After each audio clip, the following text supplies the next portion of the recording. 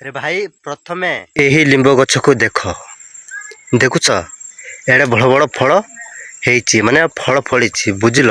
ଏହି ଲିମ୍ବ ଗଛକୁ ଲଗେଇକି ମୋର 6 ବର୍ଷ ହେଉଛି। 6 ବର୍ଷ ପରେ ହିଁ ଏଟା ଛୋଟରୁ ବଡ଼ ହେଇକି ଏବେ ଫଳ ଦେଇଛି ମାନେ ଫଳ ଫଳିଛି ଗଛରେ ବୁଝିଲ ଭାଇ। ଠିକ୍ ସେମିତି ଆମର ମଣିଷ ଜୀବନରେ ମଧ୍ୟ ଯଦି ଆପଣମାନେ ଯଦି ଲାଇଫରେ ଯଦି ସକ୍ସେସ୍ ହେବାର ସ୍ୱପ୍ନ ଅଛି ନା, ଯଦି ଆପଣମାନେ ଗୋଟେ ବର୍ଷ ପର୍ଯ୍ୟନ୍ତ ଯେତେ କଠିନ ପରିଶ୍ରମ କଲେ ମଧ୍ୟ ଆପଣ କେବେ ସକ୍ସେସ୍ ହେଇପାରିବ ନାହିଁ।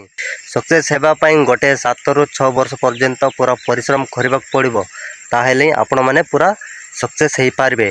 ଯଦି ଏହି ଗଛକୁ ଯଦି ଏହି ଗଛରେ ଫଳ ଫଳିବା ପାଇଁ କେବେ ବି ସକ୍ସେସ୍ ପାଇନଥାନ୍ତା ଏହି ଗଛ ମଧ୍ୟ ବୁଝିଲ।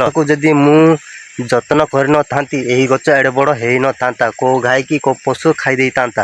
ଏହି ଗଛରେ ଫଳ ଫଳିବା ପାଇଁ କେବେ ବି ସକ୍ସେସ୍ ପାଇନଥାନ୍ତା ଏହି ଗଛ ମଧ୍ୟ ବୁଝିଲ। ଠିକ୍ ସେମିତି ଆପଣମାନେ ଯଦି ଯେତିକି କଠିନ ପରିଶ୍ରମ କରୁଛନ୍ତି ତାକୁ କେବେ ବର୍ବାଦ କରିବେ ନାହିଁ, ଆଉ ସାଙ୍ଗ ପିଲାମାନଙ୍କ ସହ ଯାଇକି ମଜାକ ଉଡ଼େଇବେ ନାହିଁ ବୁଝିଲ। ତାହେଲେ ଆପଣମାନେ କେବେ ଲାଇଫରେ ସକ୍ସେସ୍ ହେଇପାରିବ ନାହିଁ। ଏହି ଗଛକୁ ମୁଁ ଯତ୍ନ ନେଇନଥିଲେ ଏହି ଗଛରେ ଏବେ ଫଳ ଫଳିନଥାନ୍ତା କି ମୁଁ ଫଳ ଆର ରିଜଲ୍ଟ ଦେଖିବି ନଥାନ୍ତି ବୁଝିଲ।